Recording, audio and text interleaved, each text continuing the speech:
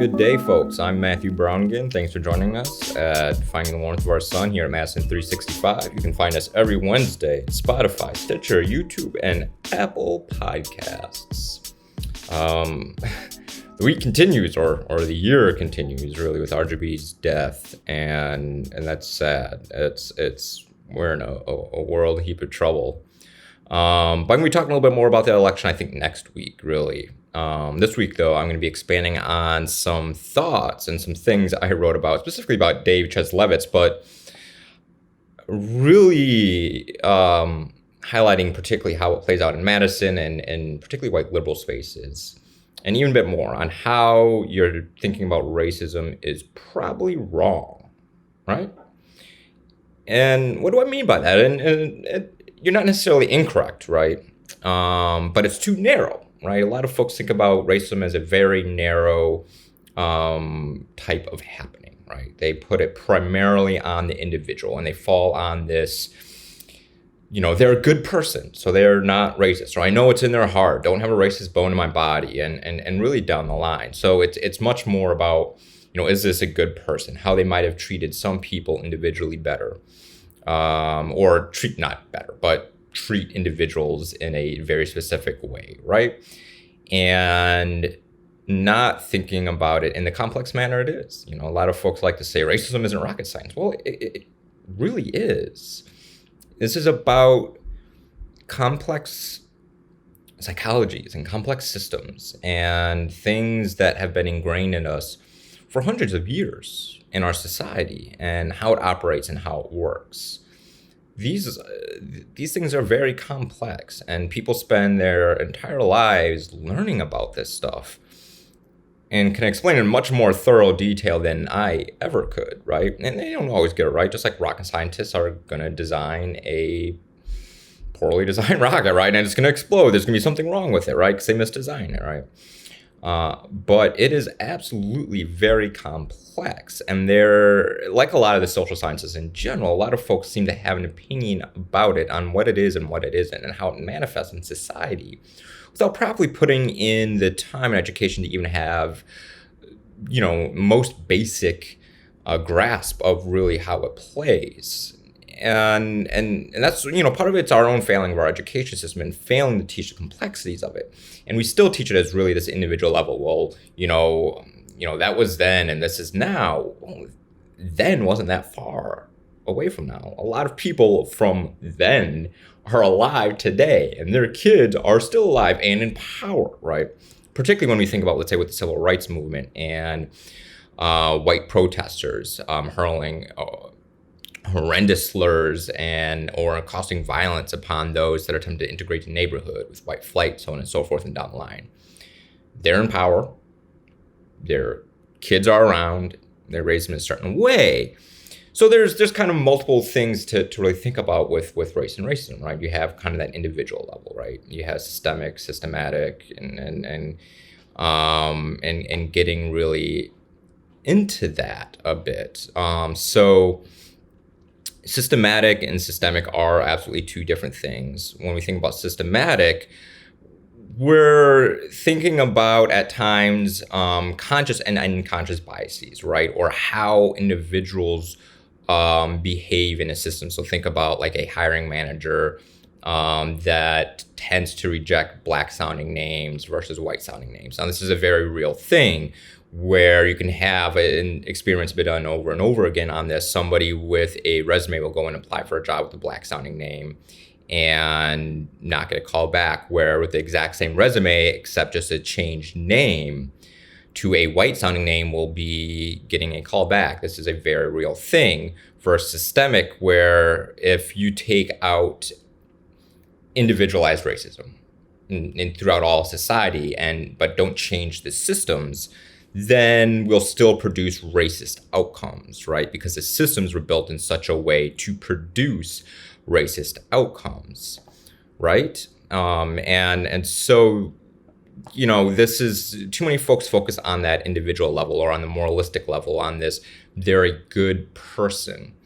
And as well as kind of on that larger end, particularly when we think about individual racism, we still fall upon that as a good person and not necessarily thinking about what type of society do they support? What type of society do they help build and manifest, right? What are the policies they support? So if you can be a great individual all you want, right? One-on-one, you and me. But if you're in support of policies that reinforce a racial caste system, then you support oppression at a social level. So I'm going to look beyond how we are individually, right, and our individual reactions, and look at what you stand for society.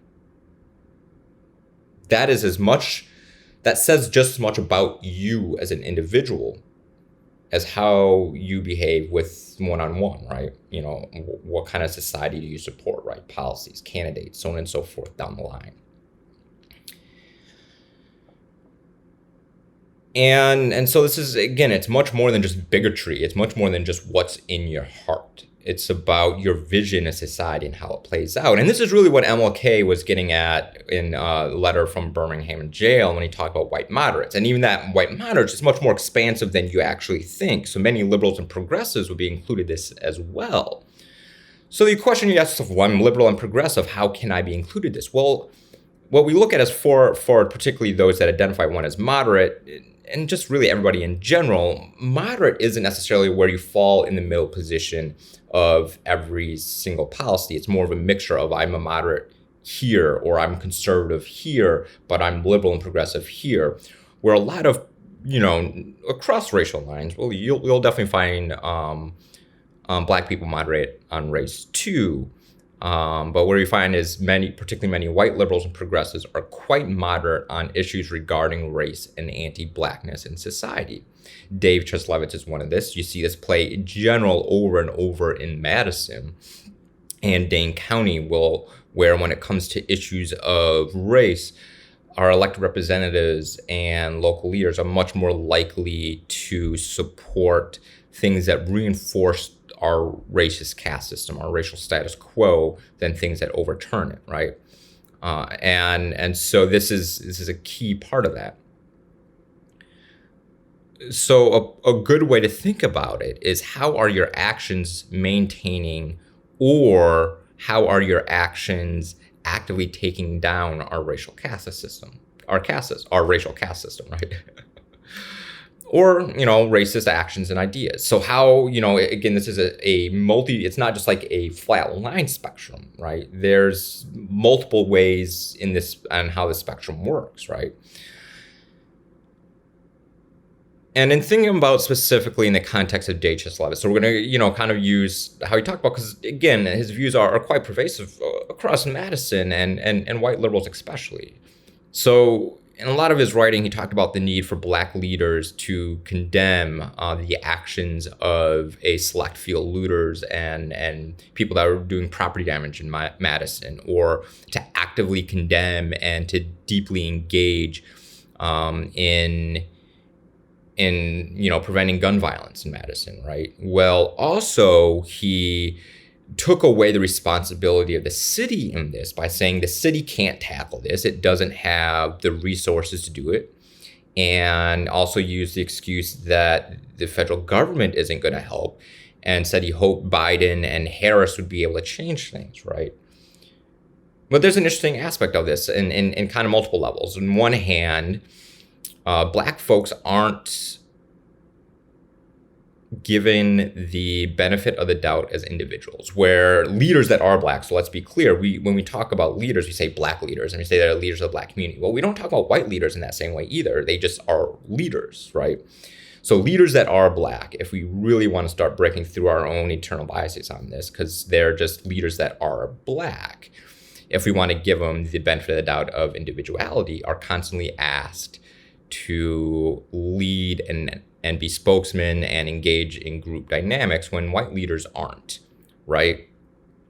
So that's kind of one level of this. And Dave has not, and many, you know, white leaders have not engaged in the politics, in group politics, really, in group racial politics, in combating white supremacists and saying, where are white leaders, in condemning, these terrorist attacks, where more white supremacist terrorist attacks have taken place or killed more people since 9/11 than any other group. This is, the FBI has reported on this. Department of Homeland Security has said this, right? These are known stats.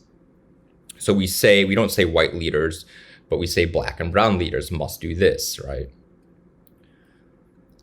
So that's kind of on one level with it. And then on the other level, he puts the onus of oppression and breaking through these barriers or the failing of the social contract on black leaders when he says, city doesn't have enough resources. Correctly, he says this.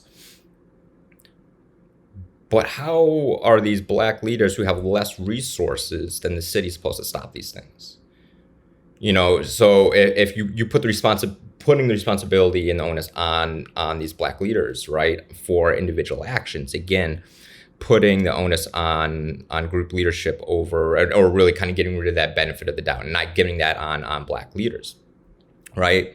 Then there's also an implication within it that he says that, most white folks aren't racist, or there's some racism in society. Again, that is something that abdicates the social responsibility of upholding the social contract, specifically one that has been perpetually failing Black Americans and low-income Americans as well, right? Because it completely ignores institutional racism and systemic, systematic racism, right? And completely puts it back down at that individual level, right? Not to mention, it puts it back down on an individual level of good and bad binary and your own, do you fully buy into white supremacist ideology, or are you just reinforcing the racial status quo and the racial caste system in such a way that is quite moderate? Because a moderate will reinforce racial caste system by just definition. You're not in overturning all these things. Right. So then this puts a, further dynamic at it, and particularly a quite racist dynamic at it, because there's an implication here, an unsaid implication, and basically a racist dog whistle that suggests, well, there is some racism in society, right? It puts, again, the onus on the Black community, Black individuals, and there's a suggestion in there that indeed something is wrong with Black Americans, and it could be. So this gets into that idea like cultural racism. So there's a culture of this, that, and the third, right, in Black America. There's a subtext to that. And even if he doesn't explicitly, or somebody doesn't explicitly say this, when you say there's some racism, yes, there's some racism in society. There's a subtext to it in saying Black people need to take responsibility for themselves. Well, again, abdicating the social responsibility of upholding the social contract within the city, county, state, and our federal government, and particularly of white society at mass, really. And that's a big deal. It's racism plain and simple. And let's be clear, Black people don't suffer a culture of anything. These myths of laziness, have been rooted since enslavement, right? And have been used to justify enslavement. Myths of criminality have been here since, emancipation, right? And, when we dig deeper in particularly crime statistics, what we can understand there's a strong correlation and causation between unemployment and crime. So when adjusting for unemployment rates, violent crime and crime in general is even across race. There's nothing wrong with Black America. It is a measure of what we're seeing is a measure of more concentrated unemployment and of basically a failure of the social contract concentrated more in Black America than anybody or really anywhere else. All right. All right. And this moves into other things. So as we think about looting and the rioting that Dave wanted M. Adams of Freedom Inc. to condemn, and again, him saying, well, yes, there's some racism and so on and so forth. Again, this is putting on the responsibility that somehow M. Adams or any Black leader doesn't condemn it is responsible for the looting. Again, he's not calling upon any white leaders to condemn the violence of any white militias or white supremacists. He's not calling upon the GOP or local leaders or MPD or city leaders to condemn the fact that the Friends of MPD Facebook page had people actively calling to shoot anti-racist protesters, right? He's not talking about this, we need to take this group responsibility, yet putting group responsibility on other leaders, right? So there's a real hypocrisy there. And again, that generating this benefit of the doubt. And this gets into even MLK's where riots are the language of the unheard, where he did condemn riots, right? But particularly as things progressed, he came in understanding that these riots and looting don't just appear out of thin air. That there's a very real set of social circumstances that happen that these things escalate to. And it's always about the social and material conditions that people are living under that then perpetuate this, right? So he decided to could condemn at a higher level the greater injustice of society, that of racial oppression. So what is the greater injustice of society, which is what M. Adams is saying, what we need to condemn and target at first, that if we address the greater injustice, this much smaller, if you think is an injustice, right, will end. So you don't necessarily need to agree with the looting and the property destruction. You just need to understand where it comes from and understand the greater injustice at hand and this root cause that we need to then, break down. And I have, go back to past episodes on this. I think it's episode really 1 where I dive into this a bit more, right? And so he's talking about this, need to condemn violence, but there's again a real hypocrisy here in that he's not condemning, and basically he excuses the violence of police and saying they investigated themselves and found no wrongdoing. So he himself supports a form of violence, right? In society, a level of violence, an acceptable type of violence in his mind, right, is police violence, particularly if they investigate themselves and they're found innocent by themselves of doing anything wrong. He's okay with that, right? And I don't remember, and I'll have to go back, and I probably should have looked for this, and that's my fault, about how, he didn't, wage this large multi-post campaign against the F-35s, right, being stationed. And that's violence, right? That is a $100+ million platform of nothing but violence stationed here in Madison, Wisconsin. So again, he's okay. There's some types of violence that he's okay with, but others not, without really trying to attempt to wrestle with, why he's okay with some form and not. And let's be clear, looting and property destruction is not actually violent. It's property destruction, not violent, right? And he spent a lot of time talking about this and digging into this. We spend, and not just him, our other city leaders, our mayor, our police, even some Black community leaders have spent so much more time condemning this looting and property destruction than they have in attempting to advocate and condemn the greater injustices as a whole, right? So it's really easy to fall into this trap, right? This is effectively the lie that is America, where ultimately the lie is that somehow there's this linear progress that doesn't have where anti-racism has a linear progress, right? And a lot of it is, if you ask the right way, so on and so forth. One, without recognizing that the majority of white folks in the 1960s absolutely despised MLK across, political parties. And the likelihood of, how you think about Black Lives Matter right now is probably how you would have thought about MLK.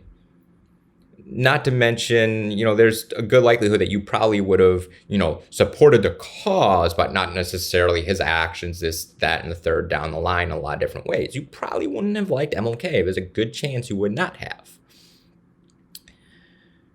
So this lie that is America, right, that is pushed through our education system, media every single day. This lie becomes reality of who we are, and becoming incapable of confronting this lie that this is a deeply violent and deeply racist society that has a racist caste system, a racial caste system that has been absolutely normalized, right? We have worked to denormalize some of the extreme, but let's be real, with 40% of white America, or not 40% of white America, but 40% of America really, and the majority of white America, it seems like, still supporting a president who is committing multiple genocides, both with COVID as well as with immigrant populations, and are okay with that, and his very real racist rhetoric, right? This is still a very deeply racist society of people that openly buy into white supremacist ideology. And there's then another large sector of our white population that is moderates on race. So they might not fully buy in to this racist ideology, where their hearts, right? Their hearts, what's in their heart might be good. But how it manifests is in the supporting of the moderation of the racial caste system. And they don't fully support overturning the racial caste system, right? That becomes too radical for them. It becomes too scary for them. It becomes, again, this part of it is just the failure of the view on how most people look at racism. So again, we get too caught up in this individualized aspect of this. So, this is a profoundly violent nation. So again, you have to ask yourself, is this action perpetuating or supporting a racial caste system? Not is this, am I being an individual bigot or not, right? It's much more complex than that. Is your action perpetuating, supporting a racial caste system? If the answer is yes, then it's racist, right? But this causes, you'll have to fight through a lot of discomfort in this, right? A lot of discomfort because, think about it. Madison has some of the largest racial disparities in the country. And also, let's be real, racism is still used to continue a class split, right? And I'll definitely get into this a bit down the line, because it absolutely is its own thing on how, race makes it hard for us to have class unity in this country, because the disparities between the rich and poor are far greater than disparities between black and white. But if we just get rid of the class disparities, we'll still perpetuate race disparities at the same time. So these things have to be addressed at really the same time, right? But Madison has some of the largest racial disparities in the country, particularly when it comes to, our police and jails. And you can't have these racial disparities without some form of racism, individual or institutional, right? So again, you have to fight through this discomfort, particularly in the policies you support.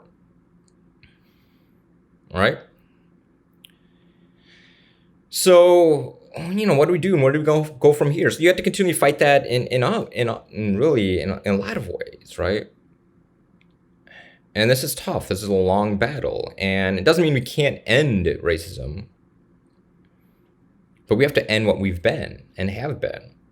And we have to become better or more. Black people have been fighting for the idea of America far more vigorously and ongoing than any population within the United States that is seen as the U.S. population. And I just want to be mindful of any indigenous erasure that I'm doing here, right? But either way, really, it's really about seeing and fully realizing itself. But maybe that's a mistake. Maybe we need to reimagine who we are. And really, Black Lives Matter isn't even about oppression or violence. And what I mean by that, Black Lives Matter or Black liberation isn't about creating an oppressive or violent society, even if there might be violence within some of the moments. But it's about creating a just society. But again, these ideas of justice are seen as radical, from housing, education, healthcare, mental health. Things that support a healthy individual, family, community, and society are seen as radical. The right to live uninterrupted is seen as radical and a threat to the United States. And if you see things Black Lives Matter are calling for and you feel that is a threat to the United States, ask yourself why. Why do you see this that way? The people calling for liberation and freedom are seen as a threat. It has nothing to do really with socialism. kind of, well, maybe it does. Particularly has something to do with anti-capitalism. Because you're scared. It's a scary thing of overturning these things that, well, really confronting this lie of America. And capitalism is profoundly violent and oppressive. In fact, your life would be vastly improved under a Black Lives Matter agenda. You wouldn't have to hope to live your life uninterrupted. You wouldn't have to work soullessly for scraps. Too many people see themselves as future rich people, or in the divine right of the wealthy, and not seeing themselves as really the wealthy's workhorse. Racism is a key factor in this. And an institutionalizing of it started as a way to prevent class solidarity. So the way to overturn things that you see as unjust economically for yourself and for your family as you fight for a better life for your family are directly tied to the liberation of Black people. Directly tied.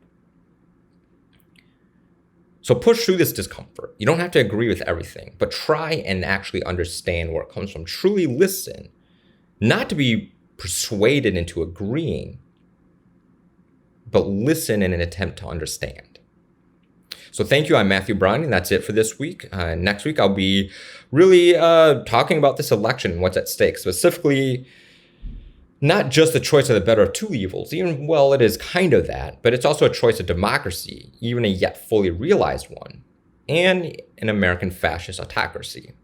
So again, thanks for joining us. You'll find us every Wednesday here at Madison 365, YouTube, Stitcher, Apple Podcast, and I think I said Spotify. Sure. Yeah. And Spotify. So thanks, and see you next week.